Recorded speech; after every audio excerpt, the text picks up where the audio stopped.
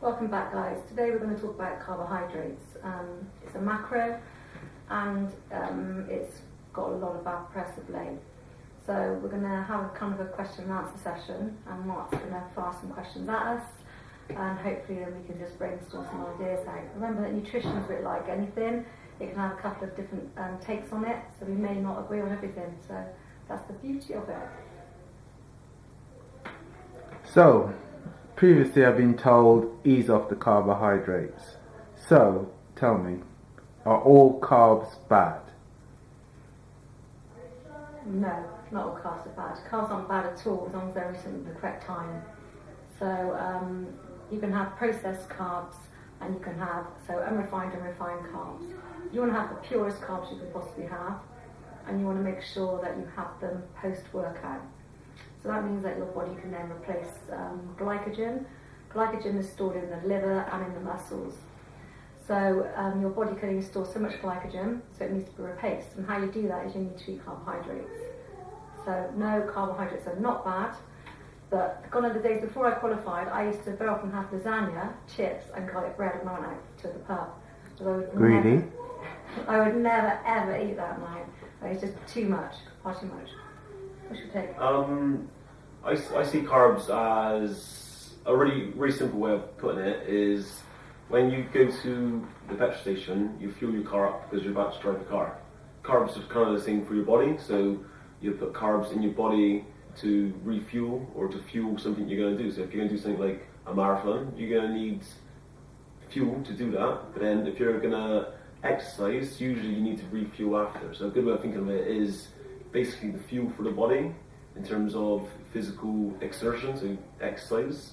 I think also you made a really good point there. It's to do with endurance and non-endurance work.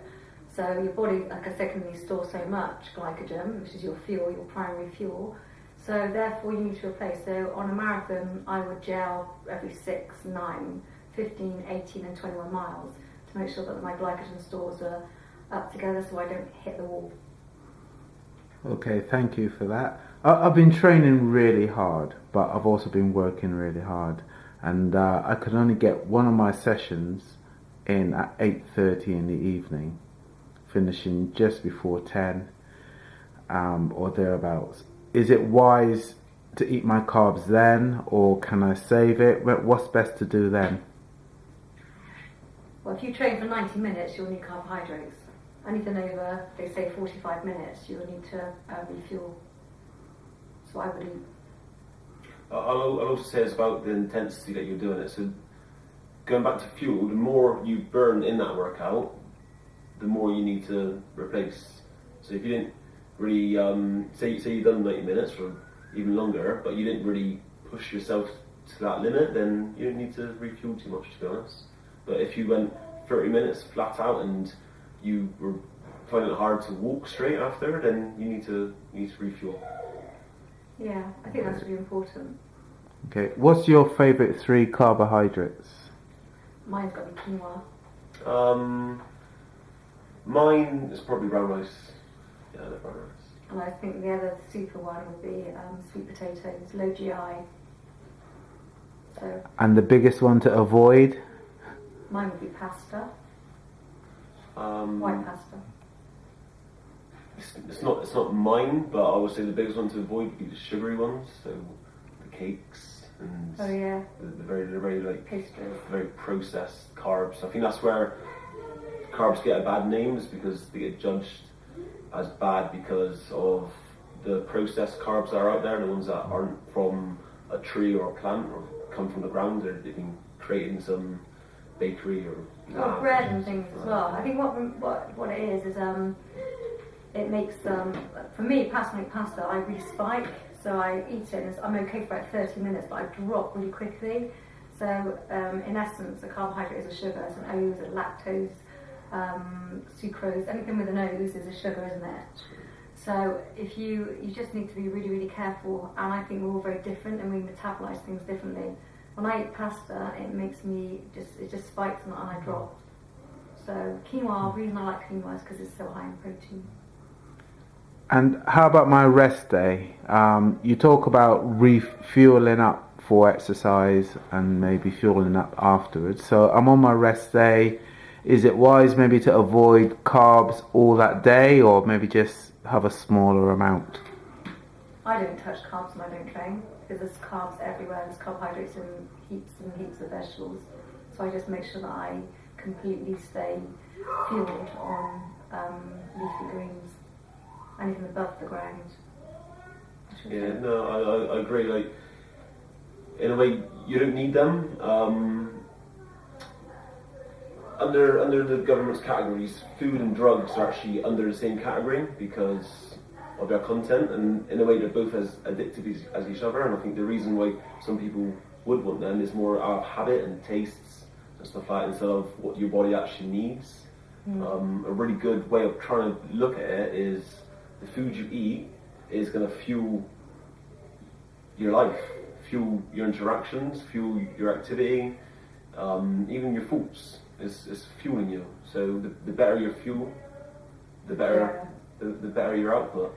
So if you're just going to be sat in an office and you're not training that day, and then you're going to go home and then just eat dinner and sit down and watch TV, then why would you want to put extra fuel in the engine just to sit and turn into a fat? How about those days I'm kind of, when I would normally desperately reach for the naughty carbs, if you like? What's one or two good alternatives instead of reaching for those naughty carbs? That's a good question. Can I take this one? I like this one. So when we get a craving, it's either going to be something sugary or something fatty.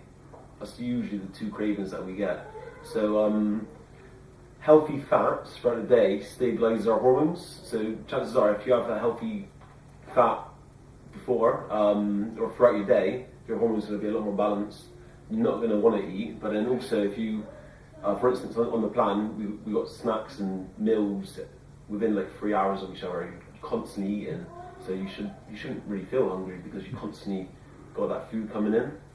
So one good way is keep the healthy food coming in, because that's going to just give you good energy and get those fats.